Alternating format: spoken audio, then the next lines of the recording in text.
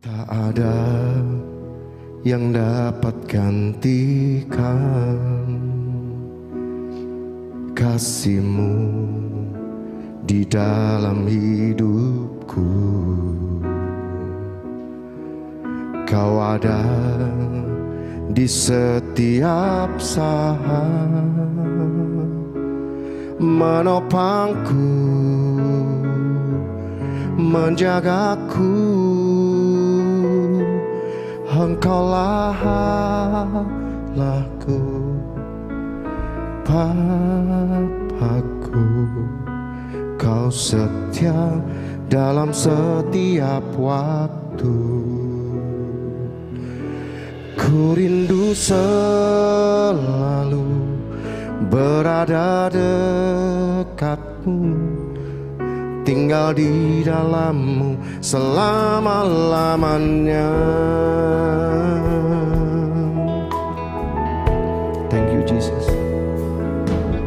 Tak ada yang dapat gantikan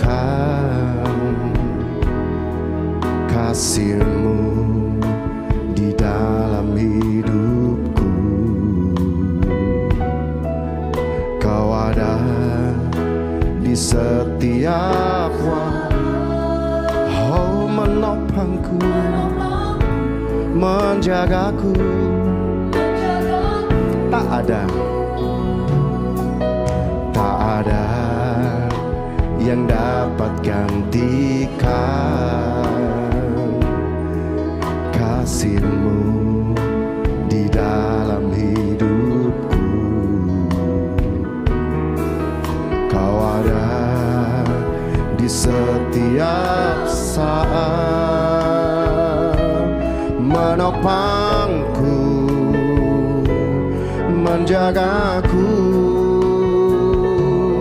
Engkaulah Allahku, Bapakku. Kau setia dalam setiap waktu. Ku rindu selalu berada dekatmu, tinggal di dalam-Mu selama-lamanya. Engkaulah Allahku, Bapakku. Kau setia dalam setiap waktu. Ku rindu selalu berada dekatmu, tinggal di dalam-Mu selama-lamanya. Sungguh Kau baik Tuhan, thank you.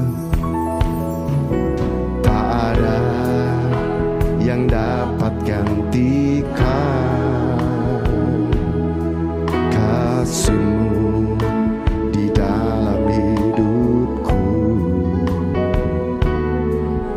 Kau ada di setiap saat,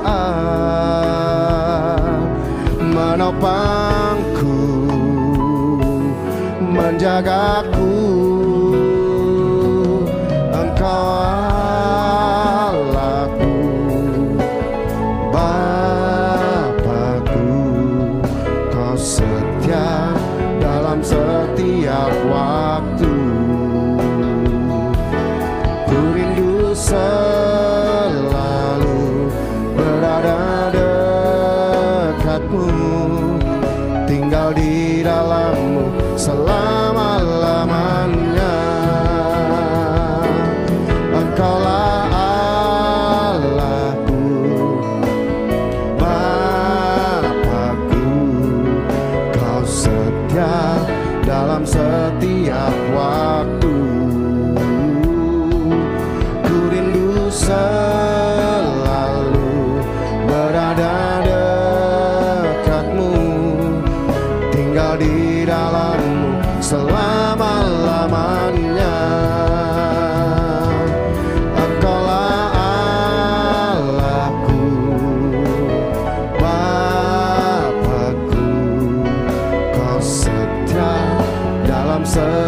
setiap waktu. Ku rindu selalu berada dekatmu, tinggal di dalammu selama-lamanya.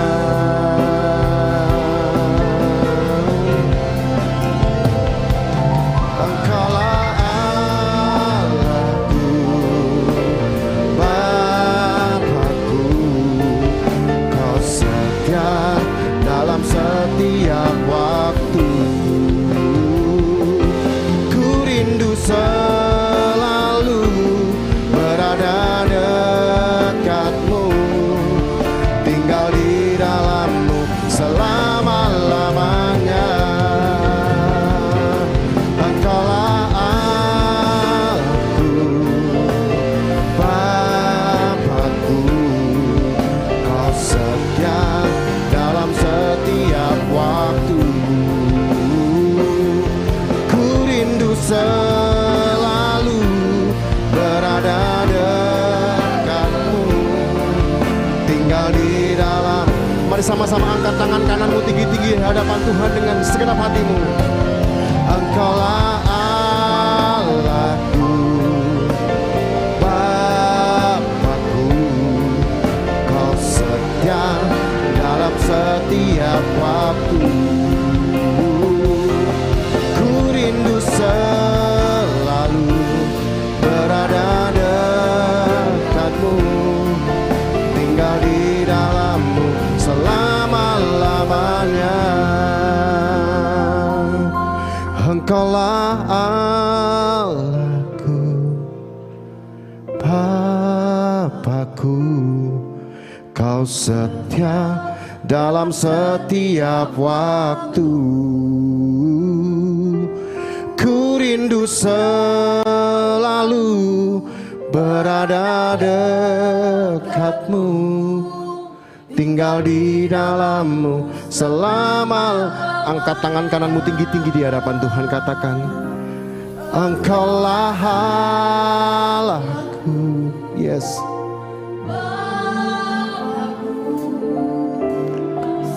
Kau sungguh setia Tuhan, di setiap waktu, di setiap saat dalam hidup kami, Yesus.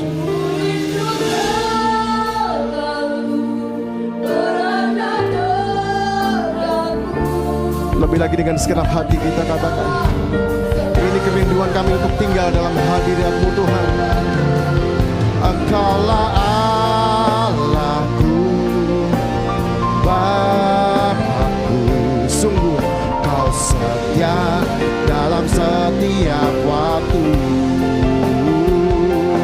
Ku rindu selalu berada dekatmu, tinggal di dalammu selama-lamanya. Tinggal di dalammu selama-lamanya. Tinggal di dalammu selama-lamanya. Terima kasih Tuhan untuk kasih setia-Mu dalam kehidupan kami. Kasih-Mu tak berkesudahan, bahkan selalu baru setiap pagi. Terima kasih Tuhan untuk kebaikan-Mu dalam hidup kami. Kami percaya kebaikan-Mu akan terus terjadi dalam hidup orang percaya. Sebentar kami akan mendengarkan firman-Mu. Mari Tuhan berfirmanlah bagi kami. Biar setiap firman yang kami dengar memberkati hidup kami. Bahkan menjadi jawaban, bahkan menjadi pengharapan dalam hidup kami. Urapi kami semuanya, supaya kami sungguh bisa mengerti firman-Mu. Terima kasih Tuhan, berbicaralah bagi kami siap untuk mendengarnya. Dengan penuh sukacita, kami sambut firman Tuhan di dalam nama Tuhan Yesus. Amin. Shalom. Jemaat yang dikasihi Tuhan, senang sekali bisa berjumpa kembali. Saya ingin menyampaikan firman Tuhan malam hari ini. Firman Tuhan saya beri judul 3 jawaban doa. Saudara-saudara, di dalam hidup kita, saya percaya setiap orang pasti terus berdoa. Tidak ada orang yang tidak berdoa, bahkan berhenti berdoa. Sampai hari ini saya percaya setiap kita akan pasti terus berdoa, ya, untuk segala permohonan kita, untuk segala permintaan kita dan pertolongan kita kepada Tuhan. Ya, saudara-saudara, kalau kita berdoa, kita mau tidak mau akan masuk di dalam 3 jawaban doa. Setiap orang yang berdoa pasti masuk dalam tiga jawaban doa ini. Ya. Yang pertama, ketika kita sedang berdoa, kita menunggu jawaban. Ya, saya ulang, waktu kita berdoa, yang pertama yaitu doa yang sedang menunggu jawaban. Ada orang bertanya kepada saya, kenapa Pak, sementara kita berdoa harus menunggu jawaban? Saudara, kita harus menyadari bahwa waktu Tuhan itu bukan waktu kita. Ya, waktu kita juga bukan waktunya Tuhan. Kan ada lagunya, waktu Tuhan bukan waktu kita. Itu sebabnya kalau benar kita sedang berdoa dan kita masuk dalam poin yang pertama ini, maka kita harus sabar menanti waktunya Tuhan. Waktunya Tuhan belum tiba. Saatnya Tuhan belum tiba, jadi kita harus sabar menanti. Saya percaya kalau suatu hari, suatu waktu, waktunya Tuhan sudah tiba, saatnya Tuhan sudah tiba, maka jawaban yang terbaik pasti kita terima. Ya, jadi itu sebabnya tetap sabar ya, tetap berdoa. Percayalah kalau waktunya sudah tiba, Tuhan pasti memberi terbaik dalam hidup kita. Saudara-saudara, dikatakan dalam Yohanes pasal yang kedua sebuah contoh yang baik. Pasal 2 Yohanes ayat 1-4 yaitu perkawinan di Kana. Saya percaya kita semua pernah mendengar dan kita sudah menghafal kisah ini. Dikatakan demikian, perkawinan di Kana. Pada hari ketiga ada perkawinan di Kana yang di Galilea dan ibu Yesus ada di situ. Yesus dan murid-muridnya diundang juga ke perkawinan itu. Ketika mereka kekurangan anggur, ibu Yesus berkata kepada Yesus, mereka kehabisan anggur. Kata Yesus kepadanya atau kepada ibunya, mau apakah engkau daripadaku ibu, saatku belum tiba. Mari kita perhatikan, pada hari itu diadakan pesta perkawinan di sebuah kota yang bernama Kana. Ketika perkawinan itu masih berlangsung, ketika pesta itu berlangsung, kehabisan anggur. Saudara-saudara, pada zaman dulu, kalau pesta masih berlangsung dan kehabisan anggur, itu bisa mempermalukan bagi keluarga yang menyelenggarakan. Nah, hari itu kita lihat bersama, Ibu Yesus diundang dalam pesta itu. Ketika Ibu Yesus melihat pesta itu berlangsung dan anggurnya habis, dia berusaha menolong pesta itu supaya keluarga itu tidak dipermalukan. Datanglah Maria kepada Yesus dan berkata, tolong Yesus buat sesuatu untuk pesta ini. Yang minta tolong itu ibunya sendiri ya. Tetapi Yesus menjawab, mau apakah engkau daripadaku ibu, saatku belum tiba. Jadi Yesus berkata, maaf ibu, saatku belum tiba, waktuku belum tiba. Yang lebih luar biasa, sebagai seorang ibu, Maria tidak memaksa kehendaknya kepada Yesus. Dia dengan sabar menanti waktu yang tepat. Tidak memaksa, tapi menunggu dengan sabar. Dan kita bersama melihat pada akhirnya, pesta itu happy ending. Akhirnya air pun berubah menjadi anggur. Bukan anggur biasa loh ya, anggur yang terbaik. Jadi saya percaya hari ini kalau kita sedang berdoa dan kita masuk dalam poin yang pertama, dan kita sabar menunggu, percayalah jawaban yang terbaik akan Tuhan berikan dalam hidup kita. Ya, kita boleh ngomong sama yang lain ya, sabar, sabar ya. Waktu kita berdoa dan Tuhan belum menjawab, kalau itu kita masuk dalam poin yang pertama, kita harus menunggu jawaban, berarti bukan Tuhan tidak menjawab, tapi dia sedang berdiam diri karena sedang menyiapkan jawaban doa yang terbaik bagi kita. Jadi kita harus tenang dan kita harus sabar menanti dan menunggu waktu Tuhan yang terbaik. Kadang-kadang Tuhan menunda untuk menguji iman kita, apakah kita tetap beriman kepadanya sekalipun kita belum melihat hasilnya. Jangan sampai ragu-ragu, jangan sampai bimbang. Tetap percaya bahwa Tuhan akan menepati janjinya dan memberikan jawaban yang terbaik. Saudara, saya harus menunggu adik saya selama 12 tahun. Ketika kemudian dia memutuskan untuk meninggalkan iman Kristennya, ya. Dia memilih untuk mengikut yang lain dan meninggalkan imannya. Hati saya pedih dan menangis, terus berdoa untuk dia. Bukan main-main, saya harus menunggu selama 12 tahun. Kalau mungkin di tahun ketiga saya berhenti berdoa, atau mungkin di tahun kelima saya berhenti berdoa, saya enggak menerima yang terbaik. Saya terus berdoa dan menyerahkan adik saya kepada Tuhan, dan saya tetap percaya ada waktu yang terbaik dia akan kembali kepada Tuhan. Dan benar setelah 12 tahun, akhirnya dia berkata kepada saya ingin kembali kepada Tuhan Yesus. Saudara-saudara, mungkin kita sedang berdoa menunggu jawaban, mungkin baru 1 bulan, tetap sabar. Mungkin 1 tahun, terus berdoa dan berharap. Ada yang mungkin 5 tahun, tidak apa-apa, tenang saja. Terus berdoa ya. Saya percaya, kalau kita tetap beriman kepadanya, ada saatnya kita akan melihat hasilnya. Ya. Tetap berdoa dan sabar, siapa tahu sementara kita mendengarkan firman Tuhan hari ini, firman Tuhan selesai disampaikan, mujizat terjadi dalam hidup saudara. Siapa tahu besok saudara bangun tidur, ada perkara-perkara yang besar, Tuhan nyatakan dalam hidup saudara.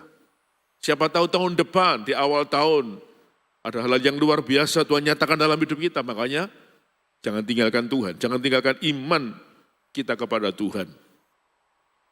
Tetap sabar menanti jawaban doa itu. Kadang-kadang Tuhan menunda dan memberi kesempatan kepada kita untuk memperbaiki permintaan kita, supaya permintaan kita sesuai kehendaknya. Jangan sampai hanya karena kehendak kita dan kemauan kita, bahkan kitab Yakobus mengatakan untuk kepuasan hawa nafsu kita. Coba dicek doa kita apakah sudah benar, permintaan kita apa sudah benar, apa sudah sesuai dengan kehendaknya. Saudara tetap percaya bahwa kehendaknya itu yang terbaik bagi hidup kita. Mari kita ambil contoh Tuhan Yesus berdoa di Taman Getsemani. 3 kali Tuhan Yesus berdoa mencoba menawar supaya tidak melalui penderitaan itu. Memohon kepada Bapanya supaya cawan itu diambilnya, cawan itu lambang penderitaan. Tapi Bapa di surga memberikan jawaban, memberikan seorang malaikat atau mengirimkan seorang malaikat untuk datang kepada Yesus dan memberikan kekuatan kepadanya. Yang saya pelajari di sini yang luar biasa, meskipun Yesus secara ilahi bisa melihat bahwa tidak lama lagi dia akan dikhianati Yudas, dijual, dan mengalami aniaya dan penderitaan yang hebat sampai disalibkan di Bukit Golgota. Tapi selama 3 kali Yesus berdoa kepada Bapanya, di akhir doanya selalu berkata, Bapa, bukanlah kehendakku, melainkan kehendakmu yang terjadi. Berarti dalam hal ini ketika kita berdoa sedang menunggu jawaban, jangan suka memaksa. Serahkan saja semuanya kepada kehendak Bapa di surga. Kita harus percaya bahwa kehendaknya pasti yang terbaik dalam hidup kita. Ya, selain sabar, tidak boleh maksa. Kadang-kadang Tuhan itu menunda, atau kita harus menunggu jawaban itu karena Tuhan itu melihat kesiapan hati kita. Kadang-kadang kalau hati ini belum siap, hidup malah jadi nggak karu-karuan, saudara. Contoh ada orang yang bersyukur menerima lotre yang besar. Senang pasti, diberkati dengan jumlah yang besar, tapi karena mentalnya belum siap, karakternya belum siap, hatinya belum siap, mungkin hidupnya belum siap, hidup berubah. Bukan tambah baik, tambah buruk. Ya, hidupnya kemudian malah mungkin gak karu-karuan. Berapa banyak orang misalnya berdoa ingin dapat kedudukan. Kalau hatinya belum siap, bisa jadi sombong, ya. Bisa jadi arogan. Jadi kadang-kadang kita harus tahu bahwa Tuhan itu lebih tahu. Jadi kita belum siap menerima sesuatu yang lebih misalnya. Tuhan tahu. Kalaupun dikasih, malah hasilnya nggak bagus, malah hasilnya nggak baik. Makanya ditunda dulu sama Tuhan. Itu lebih baik. Ya ada sih orang-orang yang meskipun diberkati, tetap rendah hati. Ada. Itu berarti mentalnya, karakternya sudah siap. Meskipun dapat posisi, kedudukan, jabatan, dia tetap baik, itu luar biasa. Ya. Jadi hari ini Tuhan itu tahu setiap kapasitas kita. Tetap percaya bahwa kalau kapasitas kita sudah siap, Tuhan pasti memberikan jawaban yang terbaik tadi. Tuhan pasti memberikan sesuatu yang baik dalam hidup kita. Sebabnya hari ini, mari kita tes ya, kedewasaan karakter kita. Ini bagian yang pertama, yaitu doa yang menunggu jawaban. Yang kedua, waktu kita berdoa, juga kita senang dengan bagian yang kedua ini, yaitu doa yang ada jawabannya. Saya percaya sampai hari ini Tuhan masih menjawab doa. Saya percaya sampai hari ini mujizat Tuhan itu masih berlangsung dalam hidup orang percaya. Saudara, itu sebabnya saya menganjurkan untuk terus berseru kepada Tuhan, tetap berdoa kepada Tuhan ketika kita butuh pertolongan. Yeremia 33 ayat 3 berkata, "Berserulah kepadaku, maka aku akan menjawab engkau." Jadi percaya Tuhan masih bisa memberikan jawaban yang terbaik tadi. Makanya jangan berhenti berdoa. Tetap percaya ada pertolongan, ada kuasa Tuhan yang bisa dinyatakan dalam hidup kita. Saya percaya ada banyak kesaksian yang sudah kita dengar. Mungkin di antara saudara sendiri mengalami hal itu. Tetap percaya kalau Tuhan pernah menjawab doa kita, menyatakan mujizatnya dalam hidup kita. Hari ini pun tetap percaya Tuhan masih bisa menjawab doa kita dan Tuhan masih bisa menyatakan mujizatnya dalam hidup kita. Saudara-saudara, anak saya yang kedua dilahirkan dalam keadaan bermasalah waktu di kandungan. Istri saya hamil 8 bulan 3 minggu, istri saya muntah darah. Saya jarang mendengar ada orang hamil sampai muntah darah, istri saya muntah darah. Ternyata ada perbedaan resus, resus negatif dan positif di dalam darah. Anak saya kemudian meracuni mamanya, meracuni istri saya, sampai muntah darah.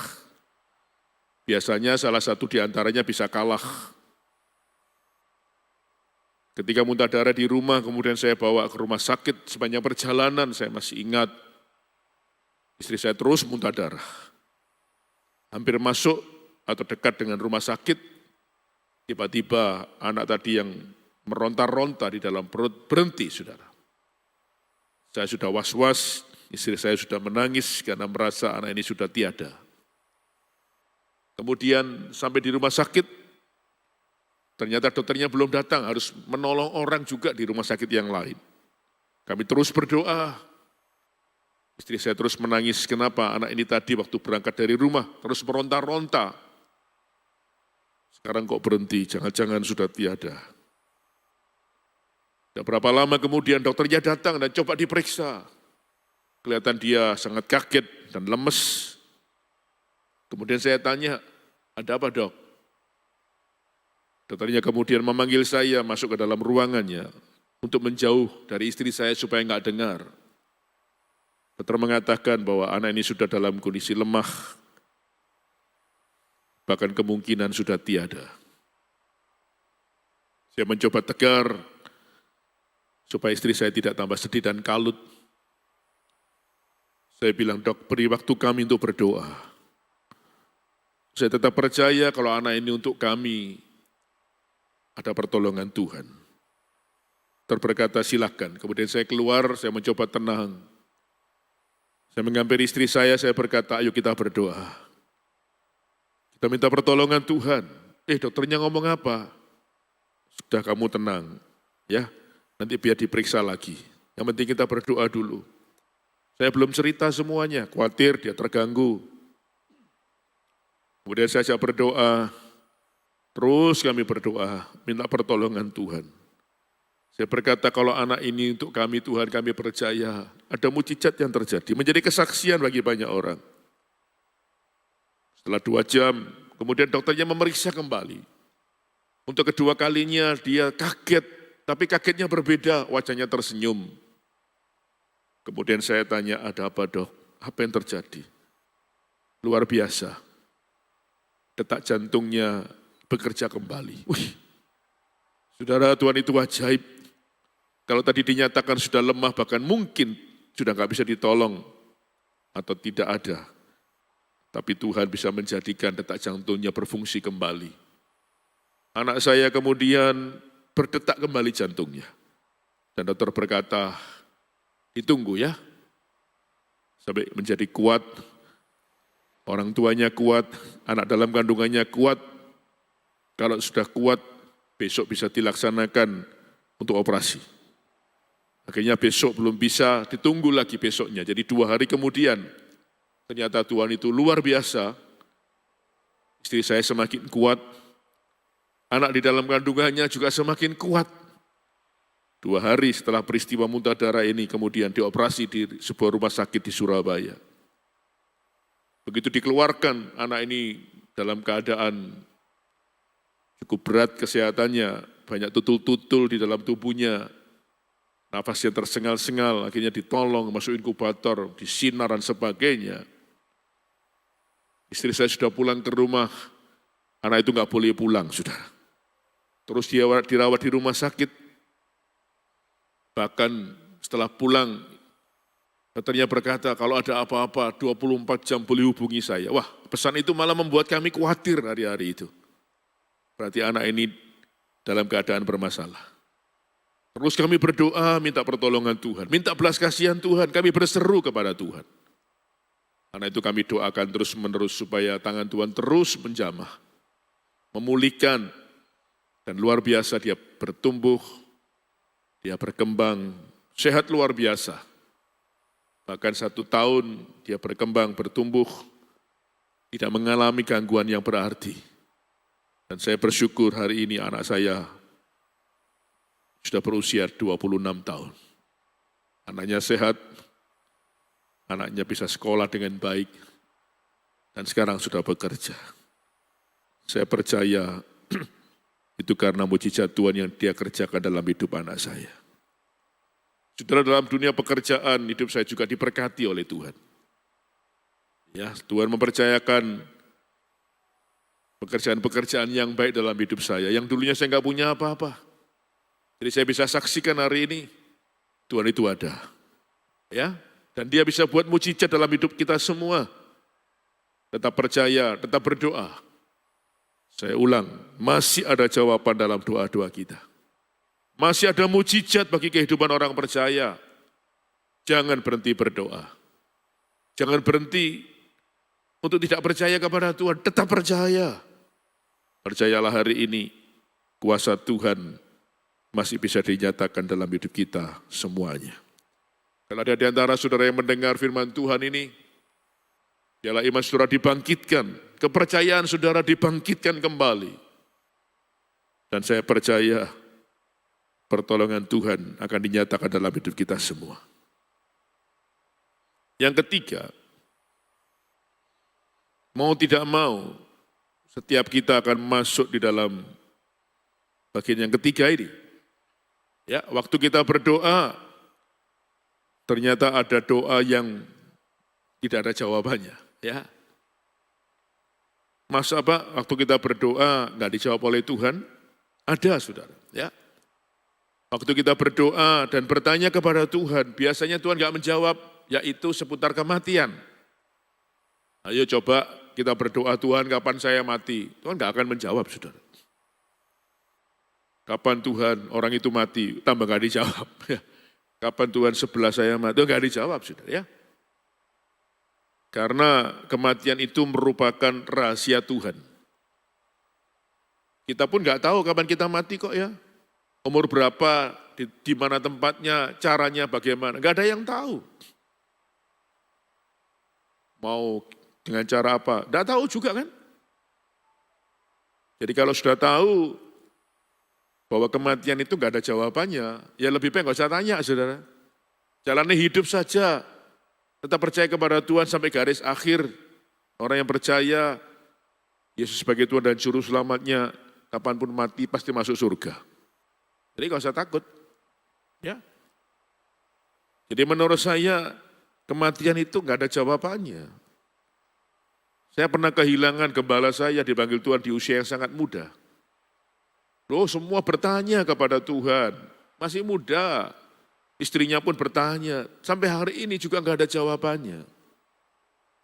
Tapi yang tetap kita tetap percaya bahwa orang yang sudah percaya kepada Tuhan Yesus, kapanpun dia dipanggil pulang, dia pasti pulang ke surga. Di hari ini kita harus berhenti, terus bertanya soal kematian ya. Karena soal kematian ini biasanya Tuhan tidak menjawab. Sekali lagi, karena ini menjadi rahasia Tuhan. Juga saya mengamati, tidak jarang ada orang bertanya soal sakit penyakit yang diderita. Tuhan pun kadang tidak menjawab, saudara. Kenapa orang baik ini sakit seperti hari ini ya? Kenapa penderitaannya berkepanjangan? Kasihan, ya. Mama saya sendiri mengalami hal itu. Puluhan tahun kakinya diamputasi dua-dua, kena stroke.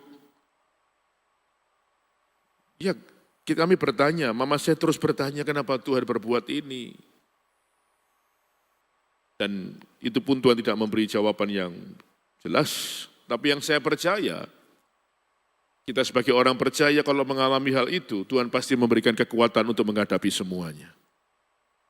Puji Tuhan, mama saya tetap kuat. Nah, kekuatan Tuhan yang bekerja dalam dirinya. Dan puji Tuhan sampai akhir hidupnya, mama saya tetap percaya kepada Yesus, tidak menyangkal. Kalau kita melihat Rasul Paulus yang menjadi goal dalam hidupnya, bukan tubuhnya, bukan jasmaninya, tapi rohnya, dia tetap mempercayakan hidupnya kepada Tuhan. Ya, goal kita bukan tubuh jasmani ini, karena tubuh jasmani akan hilang, dikuburkan. Tapi saya percaya roh dan jiwa kita kembali kepada Tuhan dan mengalami kehidupan yang kekal. Saudara-saudara, Rasul Paulus ini juga menghadapi masalah yang berat. Padahal dia seorang rasul yang hebat. Dikatakan di dalam firman Tuhan, Rasul Paulus berdoa kepada Tuhan supaya Tuhan itu mencabut duri dalam dagingnya. Banyak yang menafsirkan duri dalam dagingnya itu salah satunya karena sakit penyakit yang dia alami.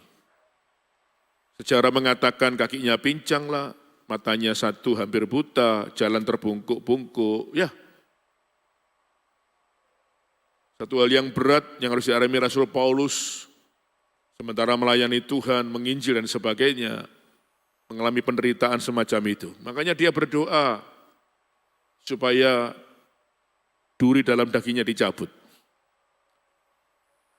Tapi Tuhan memberikan jawaban seperti ini, cukuplah kasih karuniaku bagimu, ya. Justru dalam kelemahan, dalam semuanya kuasa Tuhan bekerja. Saudara, Rasul Paulus diberi kasih karunia, makanya dia kuat menghadapi semua.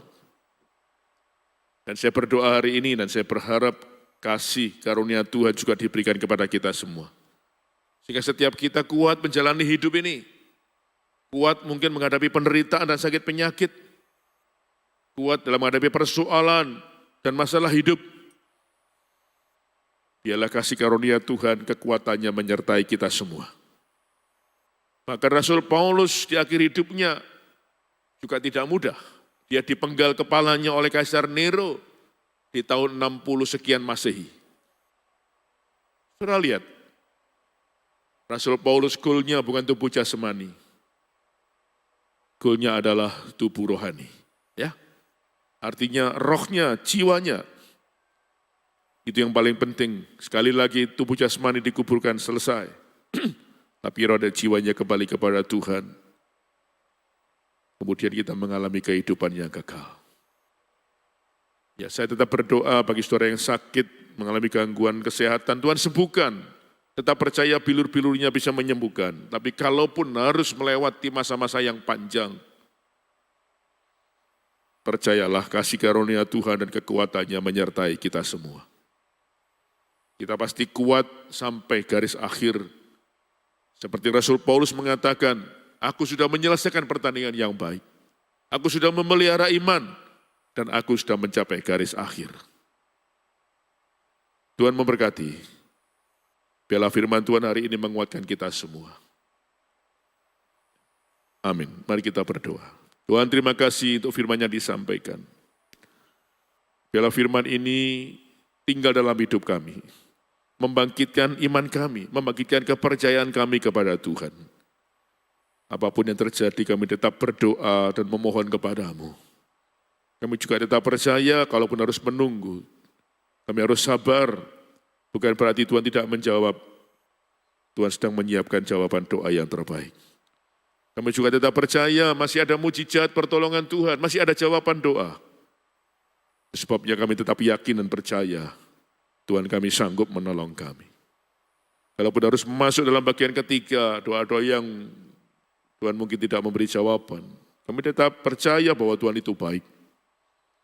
Itu semua kedaulatan Tuhan, itu semua menjadi rahasia Tuhan.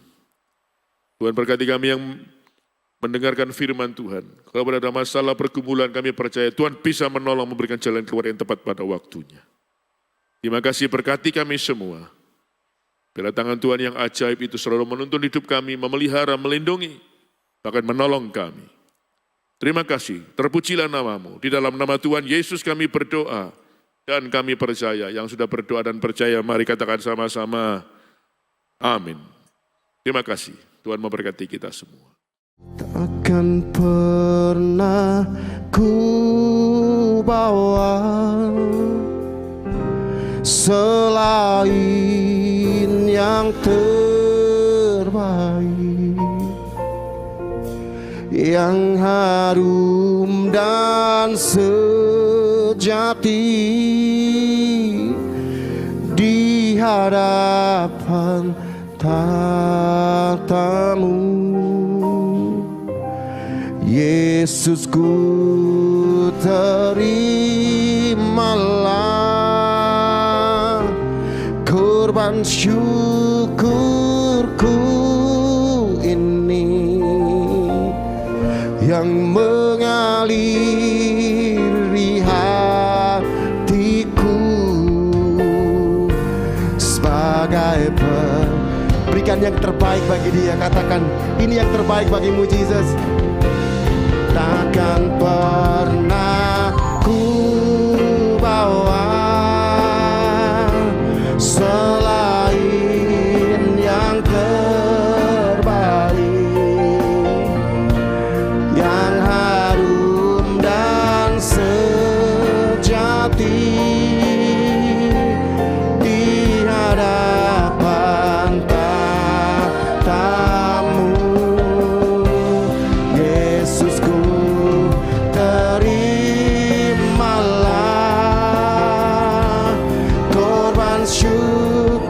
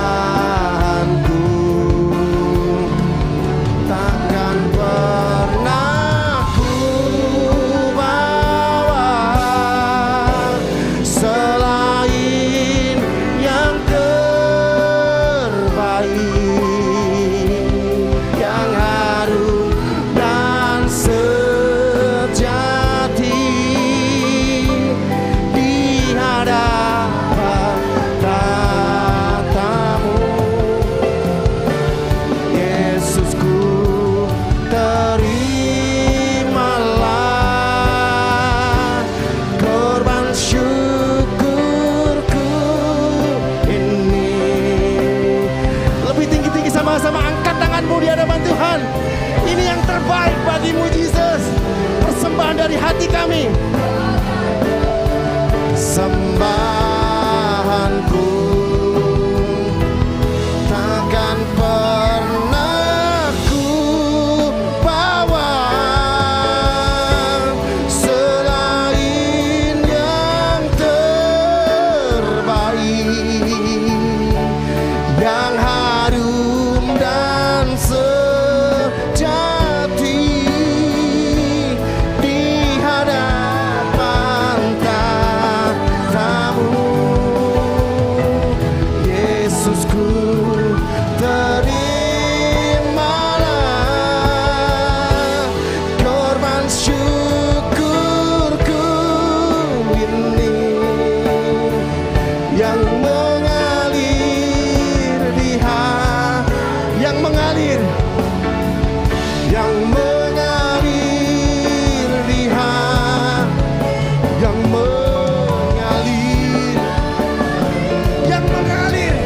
yang mengalir Tuhan, yang mengalir di hatiku sebagai persembahanku, persembahanku. Terima kasih Tuhan atas kebaikan-Mu. Kau telah pimpin kami untuk menyelesaikan ibadah doa malam di malam hari ini. Kami percaya Tuhan, di tengah-tengah pergumulan kami tetap setia kepada Engkau Tuhan, untuk terus Tuhan memanjatkan doa kami. Kami tidak mampu Tuhan, tapi Engkau yang memampukan kami Tuhan. Karena kami percaya Tuhan, jika kami Tuhan sungguh-sungguh di dalam Engkau, mencari Engkau Tuhan, setiap saat, setiap waktu Tuhan, setia Tuhan mencari Engkau, kami percaya ada jalan keluar dalam setiap permasalahan kami. Kuatkan kami senantiasa Tuhan, melalui firman-Mu, kami percaya Tuhan, Kau akan terus bekerja melalui firman dalam hidup kami. Roh Kudus, Kau ingatkan kami terus apa yang kami lakukan, supaya kami terus menjadi orang-orang yang tangguh di dalam Engkau. Terima kasih Tuhan. Urapi hamba-Mu yang telah menyampaikan firman-Mu, Kau berkati hamba-Mu senantiasa dalam keluarganya, dalam setiap pelayanannya, dan setiap apa yang dilakukan hamba-Mu berhasil untuk kemuliaan nama-Mu saja Yesus. Kau juga terus memberkati Tuhan setiap jemaat-Mu dimanapun mereka berada. Kau berkati mereka senantiasa dalam kehidupan keluarga, pekerjaan, bisnis, pendidikan, pelayanan. Kau buat hamba-hamba-Mu Tuhan, anak-anak-Mu di gereja ini berhasil untuk kemuliaan nama-Mu saja. Terima kasih Tuhan. Kami terus juga berdoa Tuhan bagi pemerintah negara ini, Bapak Presiden bersama seluruh staf jajarannya. Kau berikan kekuatan yang baru senantiasa. Kau berikan hikmat-Mu untuk dapat menyelesaikan permasalahan-permasalahan yang ada di negara ini. Terima kasih Tuhan. Masuk kekasih, kita mengangkat kedua tangan kita untuk menerima berkat dari Allah Bapa. Tuhan,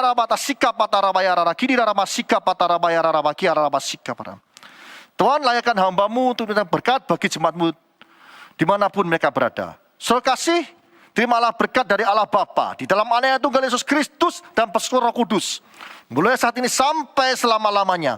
Kau tidak menjadi ekor tapi kepala, Kau tidak turun tapi naik. Asal melakukan firman Tuhan dengan sungguh-sungguh. Siapapun yang percaya atas pencatatan ini, mari kita bersama-sama berkata, Amin.